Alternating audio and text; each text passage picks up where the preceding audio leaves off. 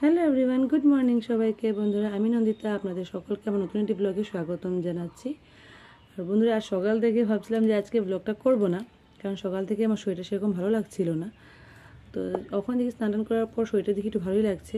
তো ভাবলাম বসে বসে যখন সাজনাটা কাটছি তো ওটা ব্লগ করেই নিই। আর এগুলো দেখুন কাল যে এনেছিলাম, তো এখন ভাবছি এটা বানাবো। আর এটা শুকিয়ে গেলে খেতে ভালো লাগে না, তাই ভাবলাম আজ এটাই বানাবো, এটাই খাবো। আমার সাজনা খেতে ভীষণ ভালো লাগে। তাহলে চলুন আজকের ব্লগটা আমি এখান থেকে স্টার্ট করছি, আর আপনারা দেখতে থাকুন। সকালবেলা ঘুমের থেকে ওঠার পর জানি না শরীরটা অস্বস্তি করছে, কাউকে বলে বোঝাতে পারবো না যে কি হয়েছে। আমি ঘুমের থেকে ওঠার পর ব্রেকফাস্ট করে আমি আবার অনেক দেরি শুয়েছিলাম। মা আমাকে ডাকছে যে একবার শুয়ে থাকলে তো শরীরটা ভালো লাগবে না, স্নানটা সেরে আসার জন্য। স্নানটা করলে হয়তো শরীরটা ভালো লাগবে। স্নানটা সেরে আসলাম, আগে থেকে বেটার ফিল করছি, যদিও সেই এনার্জিটা নেই শরীরে, জানি না কেন ভালো লাগছে না। আর মনটা এদিকটা ভালোও লাগছে। আমি যেহেতু বাপের বাড়িতে আছি, তো বর এসেছে আমার অনেক দিন পর। আর বর এসেছে যদিও আমাদের বাড়িতে আসেনি, ও গেছে তিনসুকিয়া। আমাদের ফ্রেন্ড ওর ছেলে হয়েছে, তো ওর ছেলের আজ অন্নপ্রাশন, আমি তো যেতে পারবো না, তাই ও গেছে। তো ওর আস্তে আস্তে হয়তো বিকেল হয়ে যাবে, তো ভাবলাম চট করে যা যা কাজ আছে সেগুলো সেরে নিই। আর এদিকটা দেখুন, আপনাদের সাথে কথা বলতে বলতে আমার সাজনাগুলো কাটা হয়ে গেছে, যে এতটুকু বাকি আছে। কাটতে অনেক সময় লাগে, কিন্তু খেতে আর বেশি সময় লাগে না। আর আমার ভীষণ প্রিয় সাজনা। তাহলে চলুন আর কী কী কাজ আছে চট করে শেষ করে নিই। মা এসেই রান্না করবে, মা গেছে স্নানে, আমি আর আজ করবো না কোনো কিছু। বন্ধুরা, আমি যখন সবজিগুলো কেটেছিলাম সেই জাবড়াগুলো ফেলতে আসা একটা জিনিস আমার চোখে পড়লো। জিনিসটা দেখে একটু অবাক লাগলো, ভাবলাম আমি আপনাদের সাথে শেয়ার করি। এই যে দেখুন, কলা গাছের ফুলটা দেখুন মিডিল থেকে কীভাবে বেরিয়েছে। এই যে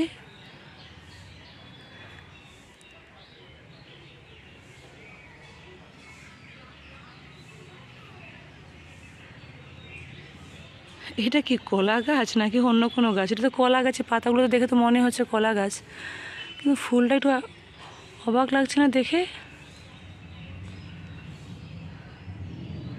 সামনে যেতে পারছি না, কারণ এখানটাতে সব নারকেল গাছের পাতাগুলো এইখানে রেখে দিয়েছে, তাই সামনে গিয়ে আপনাদেরকে দেখাতে পারছি না। এই যে দেখুন,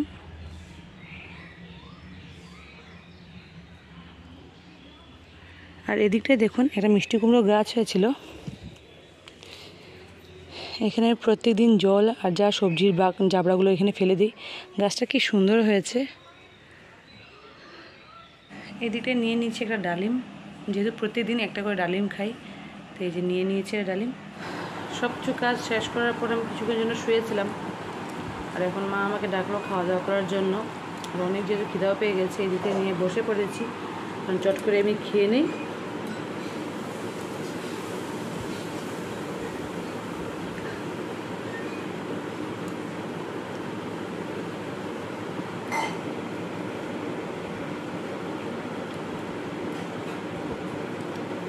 ভেন্ডিটা খুব ভালো হয়েছে মা। আজ বানিয়েছে ডাল, ভেন্ডির চচ্চড়ি, এইভাবে পেঁয়াজ রসুন দিয়ে আমার খেতে ভীষণ ভালো লাগে। এদিকে সাজনা আর মিষ্টি কুমড় পিঠা করলা দিয়ে ভাজি, যেটা আমার খেতে ভালো লাগে না, আর অমলেট সাথে।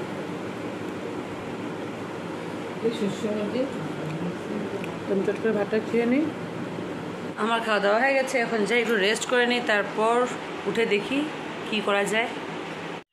গুড ইভিনিং সবাইকে। আমি ঘুমের থেকে উঠে ফ্রেশ ট্রেশ হয়ে গেছি, আর যাবো যেহেতু এখন হাঁটতে, তো হাঁটার আগে ভাবলাম এই যে হাঁসের জন্য খাবারটা নিয়ে নিলাম। এই যে, তো যাই চট করে দিয়ে আসি।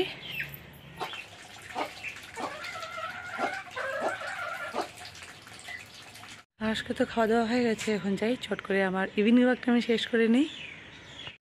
বন্ধুরা, আজ আমি বেশি দূরে হাঁটতে পারিনি, কারণ সন্ধ্যা হয়ে গেছিলো আর আজানও দিয়ে দিয়েছিল। আজান দিলে আমি বাড়িতে থাকি না, তাই চলে এসেছি বাড়িতে। আর এখন আমি আমার বরকে ফোন করেছিলাম যে কোথায় আছে। ওকে ফোন করার পর জানতে পারলাম যে ও এখন 300 থেকে বেরিয়ে গেছে। তো ও এসে নোক, বাবাও এসে যাবে এতক্ষণে, তারপর সবাই মিলে একসাথে চা খাবো। আর এদিকটায় দেখুন, আমার বর আর বাবা দুজনেই চলে এসেছে। মা ওদেরকে চাবে নিয়ে দিয়েছে। আর এদিকটায় আমার যে ফ্রেন্ডের পিসি আমার জন্য এদিকটা পায়েস পাঠিয়েছে অনেকগুলো, তো আমি একটু নিয়ে নিয়েছি বাটিতে। খেতে ভীষণ টেস্টি হয়েছিল। বন্ধুরা, আমাদের সবাই চা খাওয়া হয়ে গেছে, আর বাবা গেছে আমাদের বড় জেঠুদের বাড়িতে, কারণ এখন যেহেতু আইপিএল চলছে সবাই মিলে একসাথে দেখে। আর এদিকটায় আমরা যাব আমাদের পিসিদের বাড়িতে, আজ ওদের বাড়িতে রাতে খাওয়ার ইনভাইট করেছে, তো এখন যাব সেখানে। তো আজকের ব্লগটা আমি এখানে শেষ করলাম, আবার দেখাবে অন্য একটা ব্লগে। Bye bye.